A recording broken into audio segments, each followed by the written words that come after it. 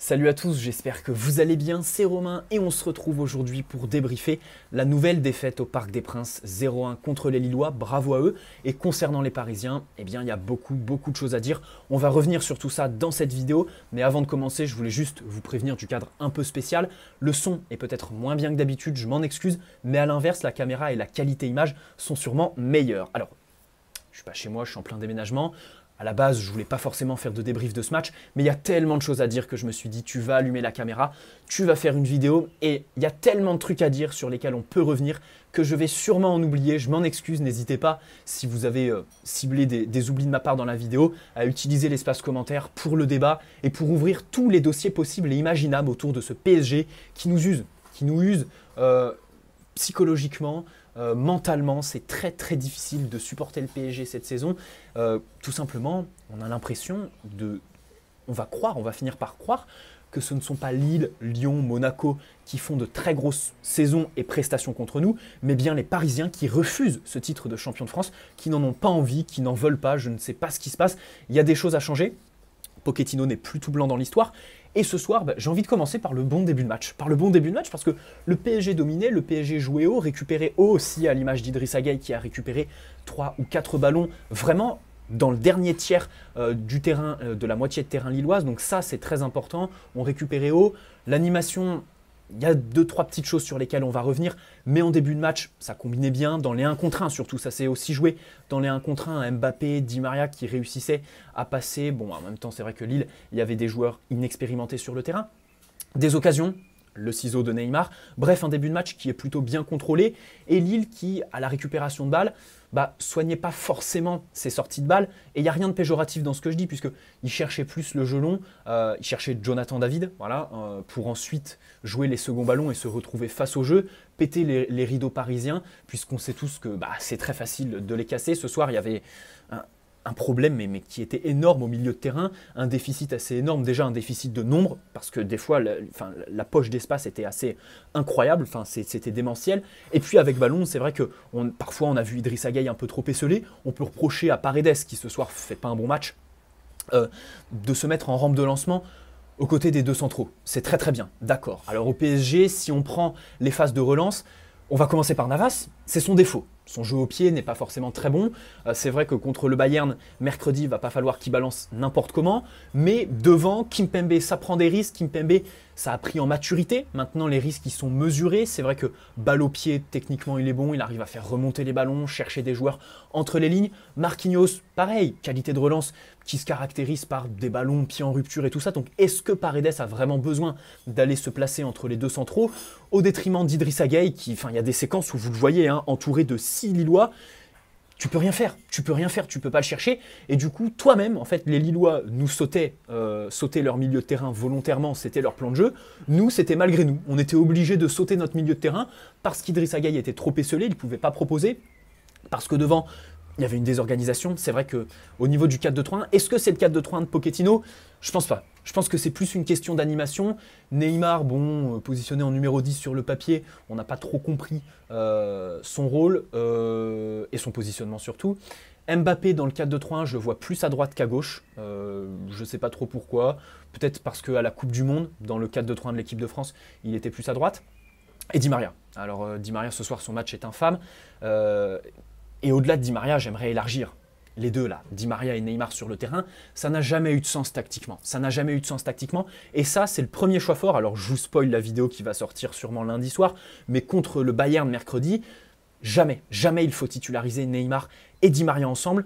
Parce que les deux ont les mêmes registres. Parce que les deux, pour exceller, pour se sublimer, ont besoin d'être dépositaires du jeu. Et forcément, tu ne peux pas avoir deux dépositaires. Alors Moise Kean ne fait pas un mauvais match. C'est vrai qu'il a mieux défendu que Thilo Kehrer au niveau de ses replis toujours impeccables. Je le mettrais plus à gauche que tout seul en pointe. À droite. Surtout du côté de Florenzi contre le Bayern mercredi. Donc à voir au niveau de Kean. Et on va s'arrêter sur Neymar. Qui revenait de blessure. Alors déjà, Neymar, le premier fait qu'on prend, on va être assez critique envers Neymar. Mais je tiens à dire que je parle sous le coup de l'émotion, son carton rouge qui m'a un peu énervé, et même au-delà du carton rouge, son match qui a été énervant parce que mauvais. Premier fait, il loupe la moitié des matchs. Ça, depuis son arrivée au PSG, encore plus cette saison. C'est vrai que c'est très compliqué pour un joueur qui, en plus, est en train de vieillir. Donc, on peut penser que ça ne va pas s'arranger, même si sa condition physique, il l'a améliorée. C'est vrai qu'on a un Neymar qui a 5 ans de moins au niveau de la morphologie. Voilà, il a perdu du poids, on sent qu'il a changé. Il y a une info l'équipe qui disait qu'il avait modifié son alimentation, qu'il mangeait plus de produits à base de lactose et tout ça. Bref, Neymar, il y a la volonté de s'améliorer. Tout ça parce que je pense aussi qu'il est mieux à Paris, qu'il se sent mieux à Paris. Ça joue évidemment sur sa motivation, sur les sacrifices et tout ça. Mais Neymar, c'est un joueur qui, est trop souvent blessé. Et lorsqu'il revient de blessure, il n'est pas tout de suite à son meilleur niveau. Il a besoin d'un temps d'adaptation. Et c'est là le problème de sa saison, parce que la réalité, c'est cette saison, Neymar, oui, il y a le fait qu'il loupe des matchs. Mais si on veut élargir, Neymar est mauvais sur le terrain. Son apport, ce qu'il propose est très très loin de ce qu'il est capable. Et ça, c'est dû à toutes les périodes d'adaptation qu'il a besoin. C'est vrai qu'on parle de 3-4 matchs. On peut penser au match contre Dortmund la saison dernière, l'erreur incroyable, monumentale du club de le foutre au frigo alors qu'il était blessé et qu'on sait tous que Neymar est un joueur qui, lorsqu'il est en manque de rythme, manque de lucidité. Et encore une fois, son manque de lucidité s'est exprimé dans son jeu ce soir parce que son match est très très moyen. Et puis avec ce carton rouge, bon là-dessus, je pense qu'il ne changera jamais. C'est une question d'état d'esprit, une question d'intelligence. C'est vrai que Neymar, quand il est sur le terrain, n'est pas très fufute. Voilà, il plonge très facilement dans les pièges que lui tendent les adversaires. On peut penser au Classico, les rouges contre l'OM. Les gestes d'humeur, c'est vrai que là-dessus, il doit prendre beaucoup de recul. C'est peut-être une question de maturité. Alors, évidemment qu'il n'est pas tout noir dans l'histoire, mais c'est un joueur de classe mondiale. Et on le sait tous, c'est un joueur qui va chercher le dribble. Les joueurs vont vouloir le faire sortir de son match. Et il tombe trop facilement dans ce piège, et ce depuis trop longtemps. Alors, petit mot pour Keylor Navas, qui nous sauve en fin de match, sur encore une fois cette action de surnombre des Lillois. Mais encore une fois... c'est cool de faire l'éloge de Keylor Navas, mais d'un autre côté, ça m'énerve. Enfin, c'est lassant en fait. Je me lasse pas des arrêts de Keylor Navas, mais c'est lassant de devoir dire qu'il est tout le temps décisif parce que ça traduit un PSG qui défensivement est nul, ne sait pas défendre. Et l'exemple parfait, c'est le but de Lille. Alors on peut incriminer Diallo qui monte. Mais derrière, tu as le repli défensif des milieux et Paredes. Mais ça, c'est des erreurs qu'on retrouve tout le temps. Et on a l'impression que les joueurs, ils ne savent même pas que ce sont leurs défauts. Parce que Paredes, il met même pas un peu du sien. Tu vois ce que je veux dire en termes de contre-pressing à la perte de balle. On le sait tous que par moment, il est attentiste. Ce soir, on le paye. David est tout seul. David est trop seul. Il a le temps de contrôler. En plus, il marque sur une jambe puisqu'il est blessé. Enfin, c'est n'importe quoi. Ce but, jamais on le prend. Ce but est honteux. On peut s'arrêter aussi sur l'alignement de la défense. Il y a une belle palette et une belle analyse sur le plateau de Canal+ à la mi-temps que j'ai validé à 100%. En termes d'alignement, c'est vrai que quand ton latéral gauche sort, tu as beau avoir Gay qui va compenser derrière, il faut absolument que tes trois autres défenseurs coulissent. Bon, au final, ça ne se fait pas. C'est une question de complémentarité, d'intelligence de jeu. Que voulez-vous? Ils ne l'ont pas. On va s'arrêter sur Thilo Kehrer. Mais qu'est-ce que vous voulez? Thilo Kehrer, loin de notre club. Encore une fois ce soir, match absolument infâme. Alors offensivement, les centres sont dégueulasses. En termes de justesse technique, c'est pas possible. Il y a la frappe en première mi-temps qu'il dévisse. Alors tout ça, c'est paradoxal parce que les Lillois, ils l'ont bien compris. C'est un truc de fou, tous les espaces qu'il avait. Mais forcément... quand tu attaques à 60% à gauche, les espaces se créent à droite et quand c'est Thilo Kehrer sur ton côté, ça ne peut pas faire la différence. Défensivement, alors il y a cette glissade en début de match, il y a tous les boulevards qu'il a laissés aux Lillois, c'est plus possible. Thilo Kehrer, c'est plus possible. Il faut vraiment qu'il se barre et ça, je le répète dans quasi chacune de mes vidéos. À chaque fois que je parle de Thilo Kehrer, je suis obligé de vous proposer cette analyse que j'ai et je pense que de toute façon, tout le monde la partage. C'est même pas une analyse, c'est un constat. C'est accablant, c'est frustrant. Thilo Kehrer a eu la pression des 37 millions d'euros pour 1 an de contrat, on le rappelle, chapeau à Perraud sous l'impulsion de Thomas Tuchel, vraiment bravo à Perraud Henrique, magnifique, masterclass, incroyable, les 37 millions d'euros pour acheter 1 an de contrat, il n'a pas su gérer la pression de ce très gros transfert. Il y a le truc contre Manchester United depuis, il y a un problème mental et tout ça, en plus physiquement, il n'est pas fiable, donc il faut vraiment qu'il se tire de cet environnement autour du PSG qui pèse sur lui. C'est même malgré lui, en fait. Thilo Kehrer, je lui en veux même plus.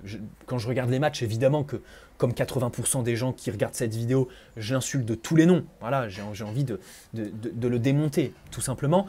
Mais je me dis que c'est malgré lui parce que la solution, voilà, il faut qu'il se barre, il faut qu'il aille dans un club où la pression est moindre, où les attentes sont moindres, et puis qu'il aille relancer sa carrière parce qu'à la base, c'est un joueur qui a du talent et qui avait de belles perspectives. Et j'aimerais aussi faire un petit lien, alors je l'ai mis sur Twitter, c'est vrai que quand je vois Thilo Kehrer sur le terrain, je regrette Ressé dans la mesure où les flops avant, bah, on pouvait tout dire. Ils nous faisaient pas chier. Ils partaient en prêt, ils revenaient tous les 6 mois, on rigolait de leurs conditions physiques, ils faisaient 2-3 entraînements, hop, leur selfie avec Cavani, tout le bordel, les matés, puis ça repartait à Stock City. Là, Thilo Kehrer, c'est tout le temps sur le terrain, c'est le maillon faible, il tire l'équipe clairement vers le bas, il joue contre nous, voilà, les adversaires jouent à 12 contre 10, c'est dommage, c'est dommage. C'est dommage, c'est ça que je regrette un peu avec Thilo Kehrer. Là, ça va me faire ma transition avec Pochettino. Il y a quelque chose que je ne comprends pas, c'est le fait qu'il est banni complètement. Timothée Pembele, qui avait de belles performances en fin d'année dernière sous Tourelle, hein. C'est toujours bon, on va être de bonne foi, c'est toujours bon de le signaler, c'est Tourelle qui l'a lancé dans le grand bain, il a bien progressé, on sait tous qu'à droite il est meilleur que Thilo Kehrer, on sait tous de toute façon que tout le monde est meilleur que lui, donc Pochettino, on ne sait pas trop ce qu'il fait avec Timothée Pembele, avec Rafinha aussi, parce que dans le 4-2-3-1 de Pochettino, je parlais de l'animation, et justement, en termes d'animation, il y a quelque chose qui m'énerve un peu, qui m'irrite, c'est le fait qu'on mette Neymar en numéro 10. Alors que derrière, tu as que 2 milieux. Je pense que vraiment, dans ce 4-2-3-1, il faut miser au poste de numéro 10 sur quelqu'un qui va quand même apporter de la densité et de l'intensité dans les replis défensifs. Je pense que Rafinha en est capable, du moins c'est celui qui, dans le groupe, le fait le mieux. On ne va pas demander ça à Neymar, parce que c'est vraiment beaucoup demandé à ton numéro 10. Évidemment qu'il faut qu'il apporte de la créativité, et ça Neymar le fait, et dans son rôle de numéro 10, c'est très très fort. Évidemment que quand il est positionné entre les lignes, c'est excellent. Mais en termes de repli défensif, notre numéro 10 doit vraiment apporter de l'équilibre à ce 4-2-3-1. Et c'est pour ça que je ne comprends pas pourquoi Pochettino fait rentrer Rafinha aussi tard et le titularise pas. Tout simplement, le titularise pas à la place de Di Maria, par exemple, qui cette saison est très mauvais. Hein. Di Maria, voilà, il prolonge, tant mieux pour lui, tant mieux pour nous, parce que c'est vrai que c'est un des joueurs les plus réguliers sur les dernières années. Mais cette saison, c'est très compliqué. Hein. Les matchs, tu tires rien du tout des performances de Di Maria. Et encore ce soir, c'est très mauvais. Donc voilà. Paredes, écoutez, je suis assez content du fait qu'il soit suspendu mercredi contre le Bayern. Parce que quand il y a la pression, on sait tous qu'il peine. Voilà, dans les sorties de balles, c'est très compliqué. En termes de contre-pressing, pareil, on ne peut pas compter sur lui. Là, ce soir, son match est très compliqué. Il y a le but. Évidemment, on peut l'incriminer sur le but des Lillois. Idrissa Gueye, alors, il y a aussi la question des fautes. C'est vrai que mercredi, attention, hein, prendre des rouges contre Lille, c'est bien marrant, mais en Ligue des Champions, c'est un peu plus problématique. C'est vrai qu'il va falloir se contenir au milieu de terrain, notamment là, les fautes de Gueye et Paredes que j'ai pas trop comprises. Gueye, c'est vrai que c'est un des seuls que je vais épargner ce soir. J'ai bien aimé son match. Peut-être qu'on peut l'incriminer sur le premier but, mais il a mis l'impact, il a récupéré surtout des ballons hauts. Et ça, c'est important d'aller mettre la pression aux Lillois. C'est le seul enseignement positif, on va dire, entre guillemets, hein, et à moindre mesure, hein, avec énorme nuance.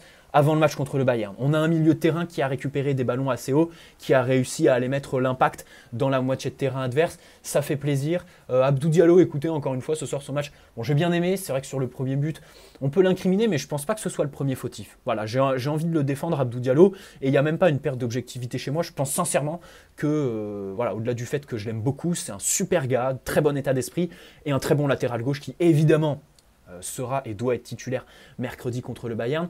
Très compliqué après. De toute façon, là, je suis tombé sur les joueurs parce qu'en Ligue 1, ça suffit. En Ligue 1, ça suffit de proposer ça. C'est pas possible, voilà, d'avoir un tel état d'esprit, de déjouer comme ça, de ne pas se reprendre. Le match d'Mbappé, bon, je trouve qu'il y a 2-3 trucs qui ne sont pas achetés. Voilà, il a été remuant. Bon, évidemment, il n'est pas décisif, mais en même temps, il ne peut pas porter le PSG à bout de bras. Il nous a déjà porté au Camp Nou. Il y a le triplé, il y a pas mal de buts en Ligue 1 aussi. Il ne faut pas oublier quand même qu'il fait une saison en termes de statistiques qui est absolument incroyable. Donc ce soir, on va épargner Kylian Mbappé. Et puis évidemment, pour me projeter, 14 minutes déjà, je pense que j'ai oublié pas mal de choses, j'ai été très critique envers les joueurs. Pour les gens qui regarderont la vidéo demain, sachez que je réagis à chaud et que vraiment ça devient chiant. Ça devient chiant de proposer ça. Et c'est même plus une histoire de... c'est même plus une histoire de préparation physique, de Covid, d'enchaînement des matchs. C'est vraiment comme le disait Kylian Mbappé ce matin dans son entretien pour RMC, qui est d'ailleurs très intéressant et que je vous conseille. D'abord parce que c'est un entretien qui est sain, les questions sont saines, et lui, il lui répond avec beaucoup de développement. Voilà, c'est des réponses qui sont très intéressantes à analyser. Il disait que les supporters, le foot, c'est avant tout un plaisir. Les supporters venaient au stade, évidemment, pour se changer les idées. Voilà, il dit les supporters, ce sont des gens qui ont des problèmes en dehors du foot et qui viennent pour se changer les idées, pour oublier justement ces problèmes. Nous, c'est notre mission. Cette saison, ils ne la remplissent pas. Et ça, pour moi, c'est un devoir de professionnalisme envers les supporters. En plus, des salaires qui sont monstrueux et tout le bordel. On va revenir sur le débat. Ouais, les mecs sont payés des millions d'euros et sont pas foutus de courir, d'y mettre un peu, voilà, de mettre du sien en termes d'engagement, de jouer ensemble sur le terrain. Pour moi, c'est rien que ça, quoi. C'est rien que ça. On est en plein Covid et le PSG ne fait qu'empirer notre situation mentale, notre santé mentale, et c'est ça qu'on peut regretter. Donc maintenant, la seule nuance qu'on peut poser à tout ça et à toutes les critiques que j'ai fait envers nos joueurs ce soir, c'est que le PSG est une équipe imprévisible.